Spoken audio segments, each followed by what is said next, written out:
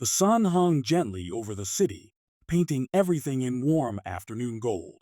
People moved through the streets with lazy calmness, vendors calling out prices, mothers hurrying their children home, taxis honking in irritation. It was a normal day for everyone. Everyone, except the man sitting at the center table of the quiet outdoor cafe. His name was Dante Marino, the man nobody dared to look in the eye. The mafia boss whose name alone could stop arguments, silence rooms, and make debts disappear. He sat with perfect stillness, wearing a charcoal suit, a half-finished cigar resting between his fingers as he watched the world like a king watching over a kingdom he never asked for. Around him, his guards stood like statues. 4 men, hard faces, no smiles, no mercy. No one walked too close. No one breathed too loudly. This cafe, at this hour, belonged to him. And then, something changed. Something small. Something no one expected. A shadow moved between the tables. Light footsteps, too light for any adult, too confident, too steady, and too innocent to belong to anyone from Dandy's world. A little girl, no more than 7, stepped into the center of the cafe. Her dress was worn at the edges. Her hair was messy, tied in 2 uneven braids. Her feet were bare, dusty from walking the roads outside the city. But her eyes were strangely brave. One of Dandy's guards reacted instantly. "Stop right there," he growled, stepping in front of her. But she didn't stop. She didn't step back. She didn't even blink. Instead, she lifted a tiny hand. "I have money." The guard frowned. "Kid, you need to turn around and—" But the little girl ignored him and walked straight past, slipping between the guards like sunlight slipping between prison bars. And then, she stood right in front of Dante Marino. The entire cafe fell into a frozen silence. Dante looked down slowly, his eyes sharp, cold, dangerous. "What do you want?" he asked, his voice low and quiet, the kind of quiet that made grown men tremble. The little girl reached into her pocket. Her hand shook, but not from fear, from determination. She pulled out something small, something wrinkled, something that had clearly been folded too many times. A $5 bill. It was dirty, torn at the edges, held together with tape. She placed it on Dante's table. The guard stiffened. Dante stared at the tiny piece of money like it was a gun aimed at his chest. Finally, the girl spoke.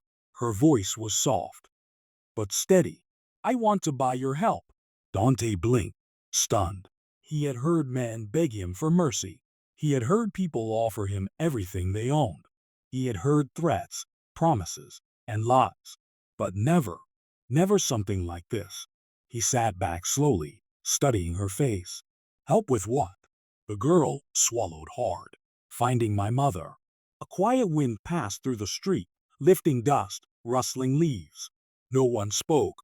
The guard nearest to her muttered, "Kid, you can't just walk." "Let her talk," Dante said sharply, lifting a single finger. The guard fell silent instantly.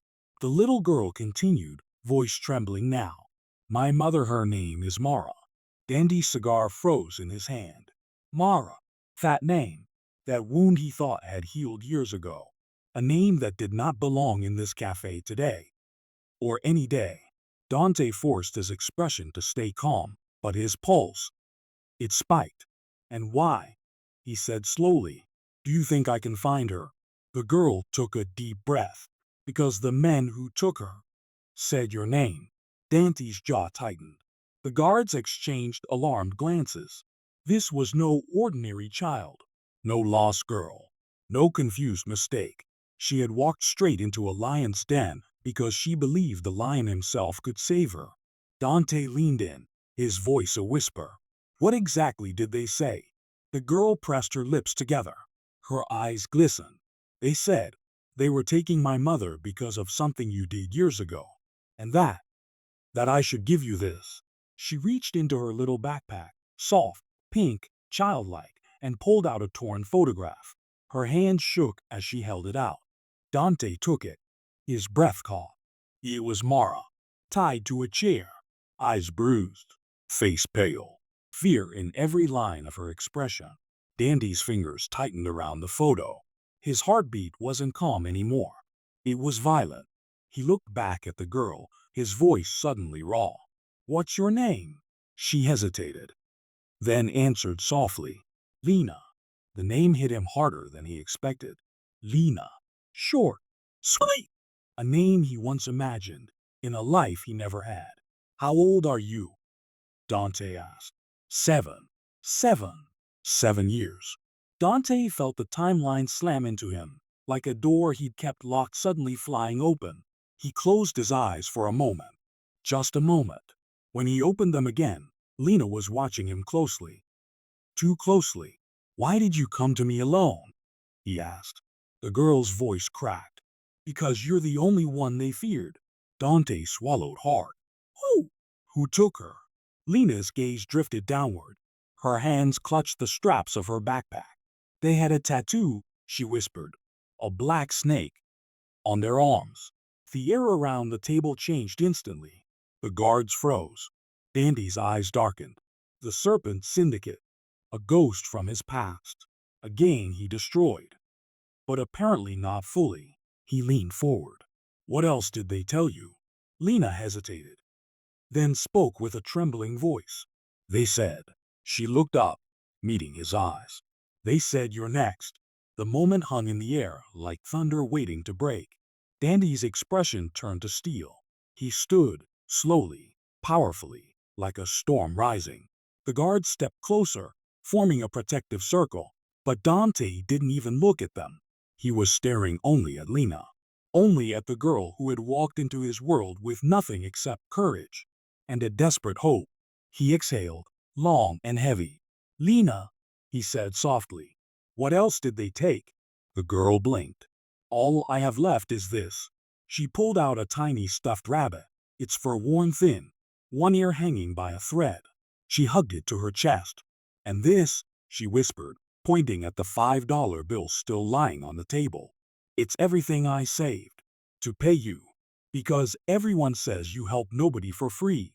Dante stared at the $5 bill. Just $5. $5. He slowly reached down and touched it with one fingertip. The cafe felt silent.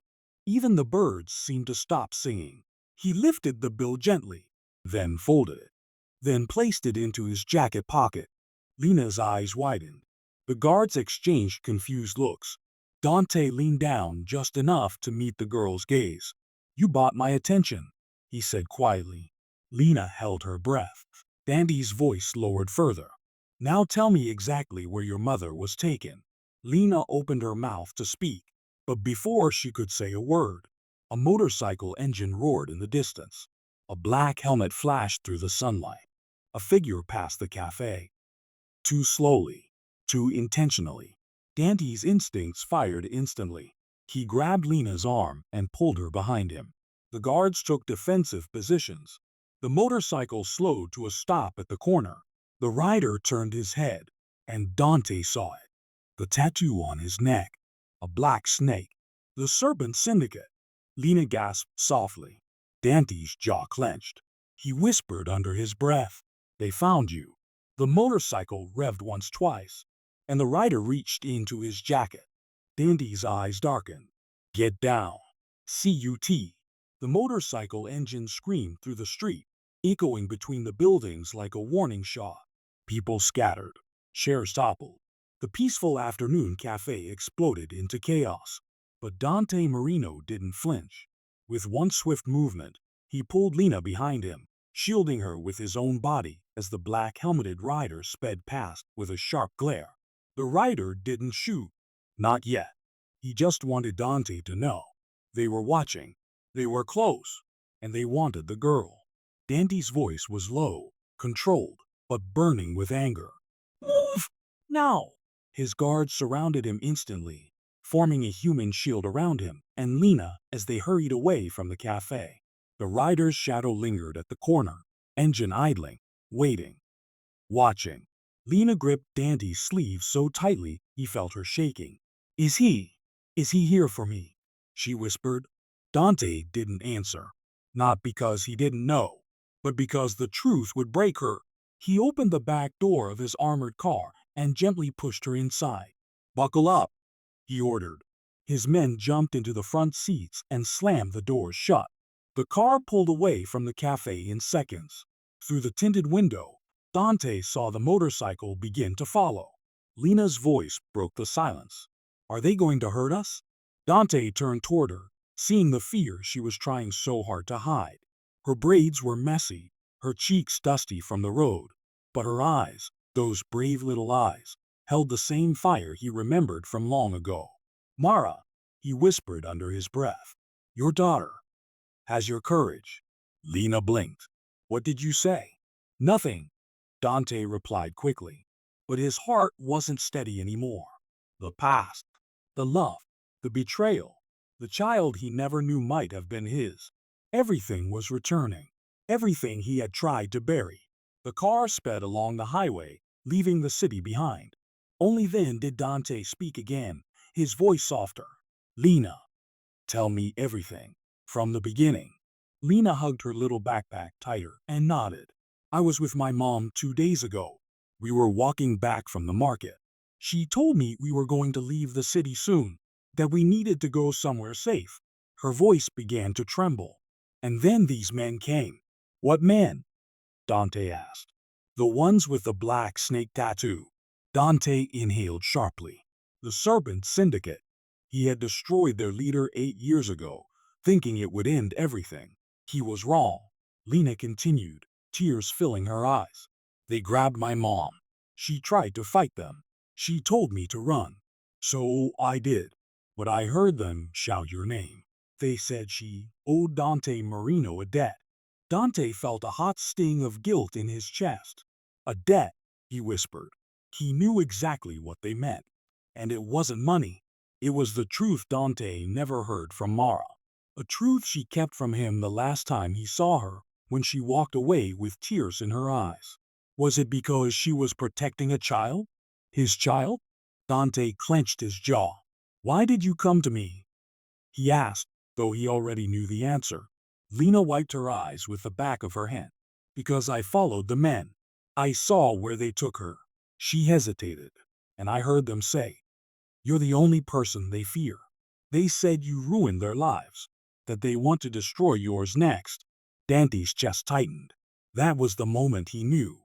Whether Lena was truly his daughter or not, he was responsible, and he would not let the syndicate hurt her. Not again. He turned to her, voice low. "You did the right thing by coming to me." Lena looked up at him, studying his face carefully. "But you're dangerous." "My mom said so." Dante nodded slowly. "I am." Lena's voice grew smaller. "Then why are you helping me?" He didn't answer. Because he didn't know how. There were reasons he couldn't say out loud. Reasons he buried in the past. Reasons that were slowly resurfacing with every look she gave him. The car suddenly jerked as it turned sharply onto a dirt road, heading toward the outskirts of the city. Lena glanced out the rear window. "Dante, that motorcycle. Is it still following?" He turned his head. The bike was gone, but he didn't relax. Disappearing didn't mean safety. It meant planning. He tapped the driver's shoulder. "Go to the safe house." "No!" The safe house was an old, abandoned farmhouse outside the city, used only when danger was too close. Dante usually went there alone. Today, he wasn't alone. They arrived within minutes. The guards spread out, checking the area. Everything was quiet. Too quiet. Dante stepped out and helped Lena down from the car. She looked at the rundown building with wide eyes. "Is this your home?" "No," Dante said firmly. "It's just a place where nobody can find you." Lena's voice trembled. "But they found us at the cafe." Dante put a hand on her shoulder. "Because I was there. They were looking for me, not you." He didn't tell her the truth. That now, they wanted both. He led her inside the farmhouse. Dust floated in the air. The wooden floors creaked beneath their steps. A single table stood in the middle, covered in old maps and stacks of files. Lena's gaze drifted to a dusty photo frame on the shelf. "Who's that?" she asked. Dante froze. It was an old picture, him and Mara, Years ago. She was smiling. He wasn't, but his eyes were softer than they had been in a long time. Lena reached for the photo, fingertips brushing the surface. My mom, she whispered. She looks happy. Dante swallowed a lump in his throat. She was. Quiet settled in the room like a heavy blanket. Then Lena turned to him with a question he wasn't prepared for. Did you love her? Dante's breath stopped for a second. He didn't know how to answer a child's innocence. Not when the truth carried so much weight. Finally, he said, yes, I did. Lena stared at him, thinking deeply. Then why weren't you with her? Dante looked away. I made mistakes. Big ones. Ones that cost him everything. Before Lena could ask more, the door burst open. One of the guards rushed in, breathing hard. Boss, someone's already been here. Dante spun around. What do you mean? The guard held up a piece of paper he found on the floor. No words, just a symbol, a black snake drawn in dark ink. Lena gasped, stepping back. Dante's rage rose like a fire inside him. They had reached the safe house before him. They had left this message on purpose. A challenge, a warning, a reminder. We are closer than you think. Lena clutched Dante's sleeve. Are they coming back? Dante forced calm into his voice. Not while I'm here. But inside, he knew the truth. The syndicate didn't leave threats. They delivered them. He needed answers. He needed information. And there was only one man who could give it to him. Rico Voltano, a former member of the Serpent Syndicate who now lived in hiding, terrified of both sides. Dante turned to his guards. Get the car ready. You're going to see Rico. One guard hesitated. What about the girl? Dante looked at Lena. Her small face. Her frightened eyes. Her trembling breaths. No, she whispered before he could speak. I'm coming with you. Dante knelt down to her height. It's dangerous. I don't care. Her voice cracked. They have my mom. I need to help. He stared at her and saw Mara again. The same fire. The same stubborn courage. He sighed. Fine. You stay with me. Lena exhaled in relief and took his hand tightly, as if she'd been afraid he'd walk away. As they stepped outside toward the car, the wind carried a strange stillness across the empty fields. Dante felt it. A tension, a presence, a warning. He looked around sharply. Nothing. No movement. No sound. He opened the car door for Lena, then paused. There, on the passenger seat, lay a small object. A child's hair ribbon. Pink. Cute. Identical to the ones in Lena's backpack. But this one was tied around a bullet. Dante's blood went cold. Lena stared at it with wide, confused eyes. That's my ribbon, she whispered. I lost it yesterday.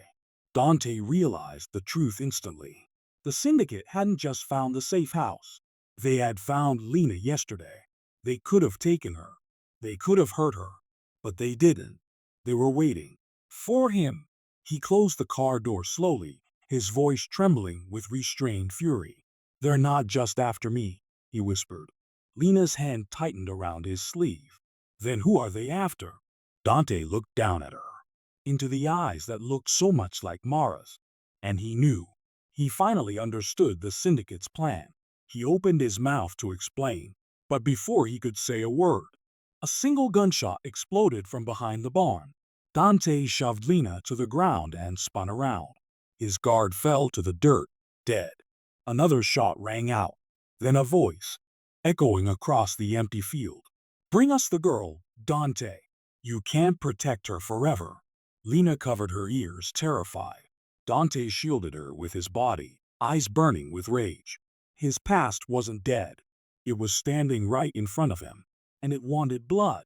The echo of the gunshot rolled across the empty fields like thunder splitting open the sky. Dante dropped to one knee, dragging Lena down with him as dust sprayed up around them.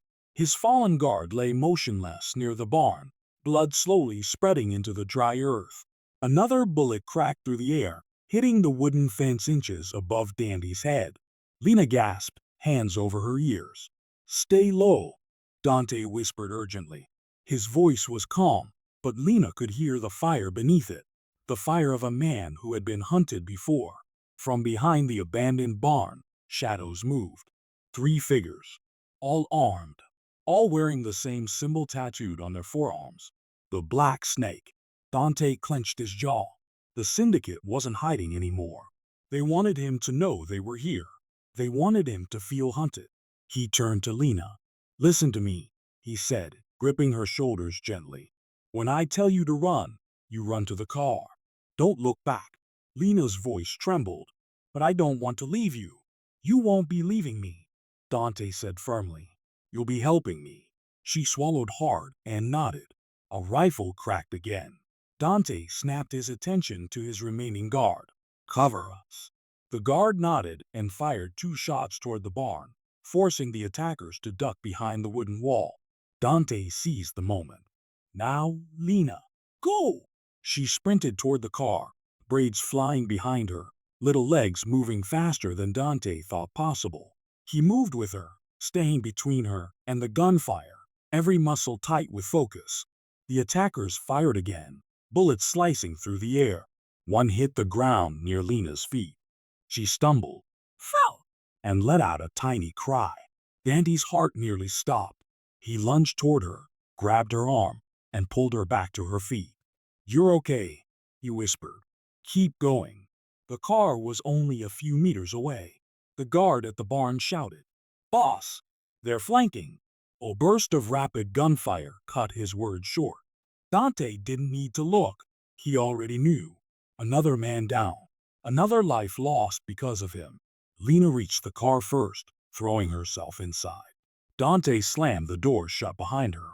Before he could climb in, something hit the ground beside his foot. A small metal cylinder. Dante's eyes widened. Grenade. He dove away just as a deafening blast tore through the air, shaking the entire field. The car rocked violently. Windows cracked. Smoke filled the air. Inside, Lena screamed. Dante scrambled to his feet, ears ringing, vision shaking. The attackers were now advancing, guns raised, steps confident. They had expected this moment, planned for it, wanted Dante off balance. But they had made a mistake. They had underestimated him. He grabbed his weapon and fired, forcing them to duck behind the barn again. Then he rushed to the car, yanked the door open, and pulled Lena into his arms. She clung to him, shaking, sobbing into his shoulder. "Are you hurt?" Dante asked. She shook her head, unable to speak. "Good." He held her tighter. "Because now we're leaving," one of the attackers shouted from behind the barn. "Dante, you can't run. You know what we want." Dante's eyes narrowed. "I'm not giving you anything," he muttered under his breath. "Especially not the girl." He carried Lena to the back of the farmhouse, where an ATV and an old pickup truck were stored beneath a tarp. The pickup was rusted, dented, barely reliable, but it still had an engine, and it still had hope.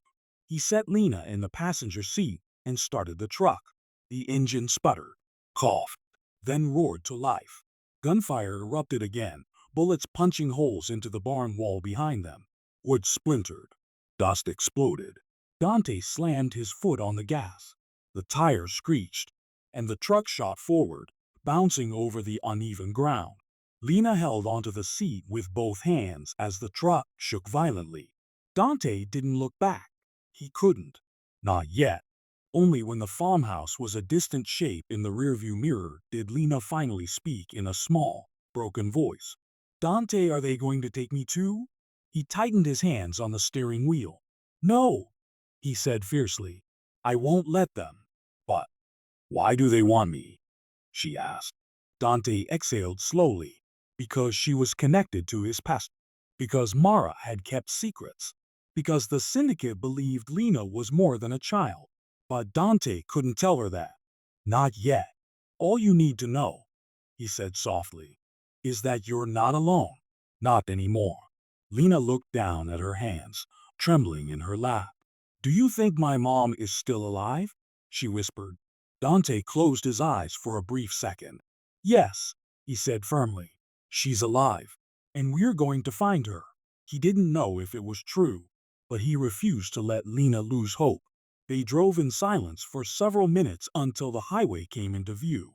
Cars rushed by, unaware of the nightmare unfolding in the fields behind them. Dante took the northbound road. Lena stared out the window. "Where are we going?" she asked. "To find the only man who knows the syndicate better than I do," Dante said. "Rico Voltano." Lena's eyebrows furrowed. "Is he a bad man?" Dante hesitated. "He used to be. And now." "Now." Dante sighed. "He's a man who knows he made the wrong choices." Lena nodded slowly. After a moment, she asked again, quieter, "Do you think he will help us?" "I don't know," Dante admitted. "But he might be the only chance we have." Lena hugged her backpack closer. Everything she owned was in that small bag. A stuffed rabbit, a few clothes, and a torn photo of her mother. Dante glanced at her and felt a weight in his chest he hadn't felt in years. He wanted to protect her, not out of obligation, but out of something deeper. A connection he didn't want to name. Not yet. As the truck sped toward the city outskirts, Dante kept checking the mirrors. No motorcycles. No cars following too closely. But he didn't relax. Silence could be a trap too. When they reached the industrial district, Dante turned off the main road and entered a narrow alley between two abandoned factories. Lena looked around nervously. "Is this where the man lives?" "Yes," Dante said. "He hides here. No one comes to this part of town." Dante parked the truck behind an old stack of metal crates. The air smelled like rust and oil. The distant sound of machinery echoed through the empty buildings like ghosts working late. He stepped out and motioned for Lena to follow. "Stay close to me," he said. She nodded and grabbed his hand again. The factory doors were rusted shut, but Dante banged on them 3 times, sharp, deliberate. Inside, footsteps approached. Then a voice. "No weapons. Put them on the ground." Dante rolled his eyes. "Rico, open the damn door before I kick it down." There was a pause. A sigh. Then the metal door screeched open. Rico Voltano stood there, older, thinner, and far more nervous than Dante remembered. His beard was overgrown, hair messy, eyes darting around like someone who expected death behind every corner. When he saw Lena, his eyes widened.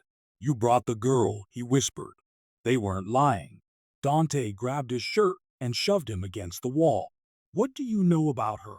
Rico raised both hands in panic. "Everything. I know everything, Dante. The syndicate told me." "Start talking," Dante growled. "Now." Rico gulped. "The syndicate wants her because she's the key." Lena stepped back. "The key to what?" Dante demanded. Rico's voice dropped to a trembling whisper. "To the dead Mara owed. To why she ran from you. To everything that happened 8 years ago." Dante's eyes hardened. "What dead?" Rico looked down at Lena.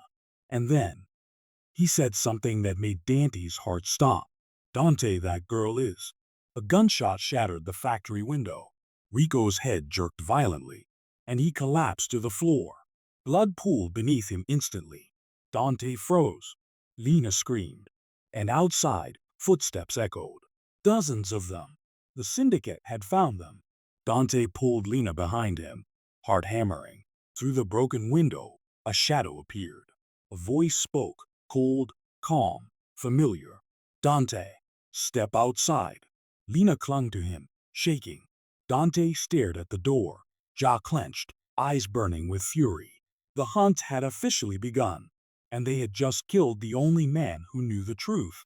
The rain stopped just before dawn, leaving the world washed in a pale, ghostly glow. By the time Vincent's car reached the edge of the coast, the morning sun had begun to rise, its golden light crawling over the restless ocean waves. The lighthouse stood tall on the cliff ahead, ancient, lonely, and painfully silent. To Vincent, it didn't feel like a building. It felt like a grave. Mara, wrapped in a thick jacket far too big for her tiny frame, held Vincent's hand as they stepped out of the car. She shivered, not from the cold, but from something deeper, something older. "Is this where they took her?" Vincent asked softly. Mara swallowed hard and nodded once. "Mom used to bring me here," she whispered, "before he came." Vincent's jaw tightened. The same man he had hunted for years. The same man who had torn apart Mara's life. And the same man Vincent once called family. He didn't tell her that part. Not yet. The wind howled across the cliff, pulling at their clothes as they approached the lighthouse door. The wood was cracked, the paint peeling. Vincent placed his palm on its surface and felt warmth. Someone had touched it recently. He looked down at Mara. You stay behind me. Understand? She nodded again, clutching her backpack, where the small notebook she guarded like a treasure was safely tucked away. The notebook. The only thing her mother left behind. Vincent pushed the door open. It creaked like it hadn't been touched in years, but the inside told a different story. Dusty floorboards, broken lanterns, footprints, fresh ones, and in the center of the room, a small wooden box. Mara gasped. That's her box. Mama used to hide letters in there. Vincent scanned the room carefully before approaching it. His hand hovered over the lid. You ready? He asked. Mara nodded, but her lips trembled. Vincent opened the box. Inside, wrapped in old cloth, was a photograph, faded but unmistakable. A man stood beside Mara's mother, his hand on her shoulder. Vincent's heart stopped. It was him. The ghost. The traitor. His own blood. Mara stepped closer, squinting at the image. Why? Why is he with Mama? Why is he smiling with her? Vincent felt a pulse of heat surge through his veins. Because the truth was worse than anything the girl could imagine. He wasn't always a monster, Vincent forced out. Your mother trusted him once. Mara hugged the box to her chest. If Mama trusted him, maybe she thought he could change? No, Vincent said, voice dark. He used her trust. That's what he does. But then he noticed something behind the photo, another item hidden in the cloth. A key. Small. Rusted. Shaped like a star. Vincent turned it over in his palm, studying it. What is this supposed to open? Mara's eyes widened. I know that key, she cried softly. Mama kept it in her necklace. She said it opens the place where the truth sleeps. Vincent stared at her. The truth sleeps? He repeated. Mara nodded. It was her secret phrase. She told me, if something bad happens, follow the truth, and it will lead you home. Vincent felt a shiver crawl up his spine. Children don't invent sentences like that. Someone taught her mother those words. Someone dangerous. He tucked the key safely into his pocket. All right, he whispered. Let's find where the truth sleeps. But before they could turn toward the stairs leading deeper inside, a faint metallic click cut through the silence. Vincent froze. That sound, he knew it too well. A gun being cocked. Don't move, a voice growled from above. Mara clung to Vincent's leg. Slowly, Vincent lifted his head. A man stood at the top of the spiral staircase, half hidden by shadows. His face was covered by a black scarf, his hand steady, his finger curled on the trigger. Nice of you to visit, the man said, stepping down a single creaking step. The boss has been waiting for you, Vincent. Vincent's muscles tensed. I'm not interested in his games. Oh, the man tilted his head. Because he seems very interested in the child. Mara gasped and hid behind Vincent. The man's eyes glinted. The girl. She has something he wants. Something her mother stole. Vincent stepped forward slightly, shielding Mara entirely. She doesn't have anything. Liar, the man hissed. He knows about the key. Vincent's stomach twisted. If he knew about the key, then the trap had been set long ago. He wants her alive, the man continued. But Yui said I can deal with you however I please. Vincent slowly raised his hands. Let the girl leave. She's just a child carrying secrets worth more than her life. And then the man took another step down, and another. Vincent's eyes darted around the room, measuring distance, angles, shadows. He couldn't reach the man before he fired. He needed a distraction. Mara, he whispered very quietly. When I say run, you run. Do you hear me? Her tiny fingers clutched harder. Where? Anywhere. Just don't look back. But before he could act, before the man reached the middle of the stairs, a heavy, echoing knock shook the lighthouse door behind them. 3 slow knocks. Then a voice. Deep, calm, terrifying. Vincent, it called. Mara whimpered. Vincent's blood ran cold. He knew that voice. It's been a long time, brother. The man on the stairs lowered his weapon instantly, stepping back in respect. Vincent didn't move, couldn't move. Every nightmare he buried for years was now standing on the other side of the door. Mara tugged at his jacket, whispering, "Who is that?" Vincent swallowed hard. "That," he said in a low, broken voice, "is the reason your mother died." The door handle turned. Light flooded the room. A shadow stepped inside, and Vincent reached for his gun. The fragile morning light spilled into the lighthouse as the door opened, slow, deliberate, almost respectful in its cruelty. The figure stepping inside was tall, dressed in a dark coat that brushed the floor. His footsteps echoed with the weight of a man who believed he owned every room he entered. Mara hid behind Vincent's leg, trembling. Vincent didn't blink. He had spent years preparing for this moment. Yet now that he stood before him, Vincent's breath still hitched in his chest. The ghost. His brother. His enemy. The man who destroyed a family and created a child who had nowhere left to run. "Vincent," the ghost said softly, as if greeting an old friend. "You never did like surprises."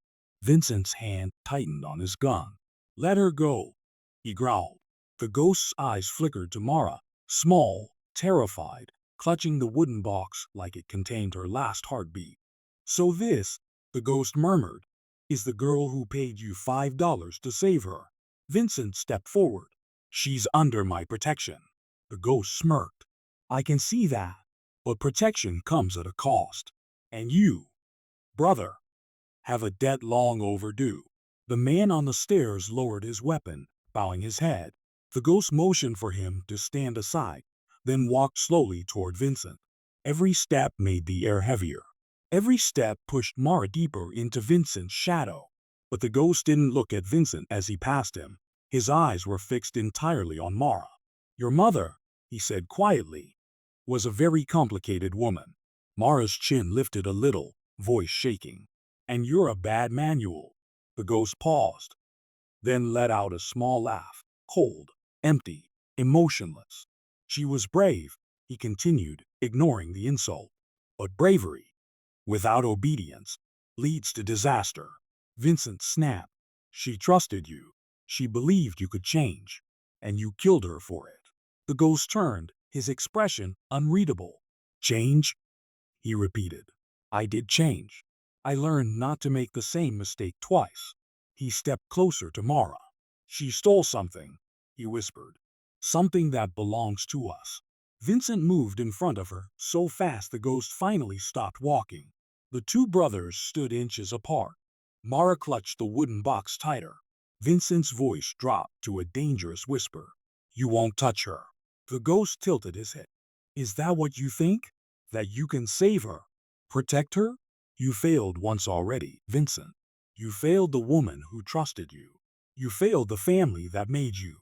And now you think you can save a child?" Vincent didn't flinch. "I'm not failing this time." Silence. Then the ghost smiled. A thin, cruel, knowing smile. "You don't even know what she's carrying." Vincent pulled Mara gently behind him. "She doesn't have anything." The ghost's eyes lowered to Vincent's pocket. "The key," he whispered. "She has the key." Mara gasped softly. Vincent felt his pulse spike. "Even if she does, you'll never get it." The ghost chuckled. "Oh, Vincent, I don't need her to give it to me. I just need her to cry." Vincent's blood froze. But before he could react, the ghost lifted a hand, signal, command, threat, and footsteps rushed from outside. More men, more guns, more shadows filling the lighthouse. Mara screamed and buried her face into Vincent's coat. Vincent raised his weapon, but the ghost didn't move. He simply lifted his hand, palm forward. "Brother," he said almost gently, "I am offering you a choice. Give me the girl, or die trying to save her." Vincent's breath trembled. Not from fear, from rage. You want to know why she gave me $5? Vincent said softly. The ghost blinked, caught off guard. Vincent stepped forward, forcing the ghost to step back. She gave me $5, Vincent continued, because she said that's all she had. But if I saved her mother, she would find a way to pay me the rest someday. Mara looked up at him, eyes wide with tears. Vincent kept going. She trusted me, the same way her mother trusted you. And I will not repeat your sins. The ghost's jaw tightened. And you truly think a child's $5 makes you a hero? Vincent shook his head. No, he whispered. It makes me human. The ghost stared at him. Something flickered behind his eyes. Anger, memory, something darker. Something he had buried long ago. That, the ghost hissed, is why you will always be a weakness. In one swift motion, he reached inside his coat. Vincent grabbed Mara, pulling her to the ground behind a fallen beam as gunfire exploded through the lighthouse. Bullets cracked against stone. Glass shattered. Dust rained from the ceiling. Mara screamed. Vincent shielded her with his body, teeth clenched, eyes locked on the ghost's silhouette through the smoke. Stay down, he whispered to her. Don't move. The ghost fired again, but he wasn't aiming to kill. He was aiming to corner, to trap, to separate. Vincent spotted a narrow passageway behind a loose wooden panel, an old maintenance tunnel leading out to the cliffside. It was their only chance. He lifted Mara into his arms. Hold on, he said. But Vincent, your brother, Mara cried. He's not my brother anymore. He ran. Gunshots trailed behind them. Men shouted. The ghost's voice cut through the chaos. Find them. Bring me the girl. The tunnel shook with every footstep pounding after them. Mara clung to Vincent, sobbing into his chest. Vincent, I'm scared. So am I, he whispered. But fear keeps us alive. As they burst out onto the cliffside path, the ocean wind slapped their faces.